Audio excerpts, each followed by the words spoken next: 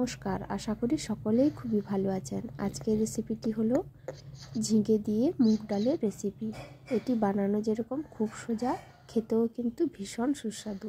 এখানে আমি 100 গ্রামের থেকে একটু বেশি মুগ ও মসুর দু রকমের ডাল মিশিয়ে নিয়েছি। এরপর কড়াই গরম করে তাতে আমি এই ডালটা দিয়ে ভালো করে 2 থেকে 3 মিনিটের জন্য ভেজে নেব। এতে কি হয়, ডালের স্বাদটা কিন্তু খুব সুন্দর আসে।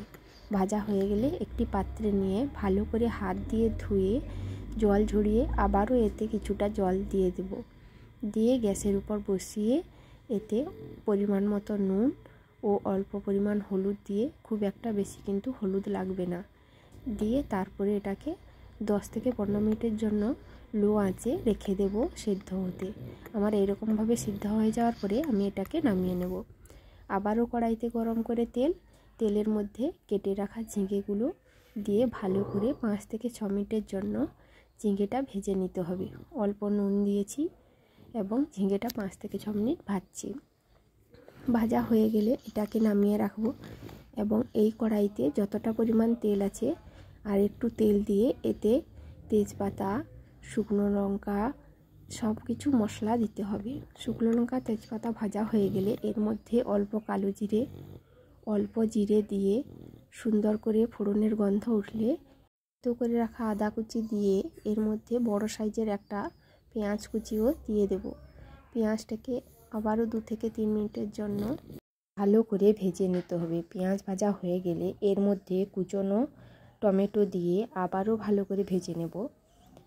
টমেটোটা একটু ভালো করেই ভাজতে হবে, না হলে কিন্তু এর কাঁচা গন্ধ থেকে যাবে। দিয়ে অল্প পরিমাণ লঙ্কার গুঁড়ো, অল্প পরিমাণ হলুদের গুঁড়ো দিয়ে মশলা কষিয়ে জল দিতে হবে। আমার এই চ্যানেলটি তোমাদের যদি ভালো লাগে বা আমার এই ভিডিওগুলো যদি তোমাদের ভালো লাগে, তাহলে কিন্তু তোমরা আমার চ্যানেলটিকে অবশ্যই সাবস্ক্রাইব করবে। অল্প পরিমাণ চিনি দেব, তাহলে কিন্তু স্বাদ ভালো আসে, খুব একটা বেশি দেব না।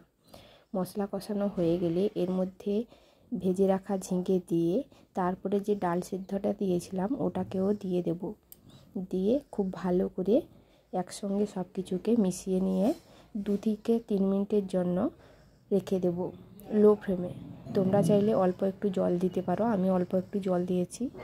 দিয়ে এটাকে 2 থেকে 4 মিনিট ভালো করে ফুটতে দিয়ে দেবো। 2 থেকে 4 মিনিট পরে জিরে ভেজে গুঁড়ো করে রেখেছিলাম ওটাকেও দিয়ে দেব। রান্নাটা কিন্তু তোমরা ভাত বা রুটি যে কোনো কিছুর সঙ্গে খেতে পারো। আর ভালো লাগলে অবশ্যই লাইক করবে।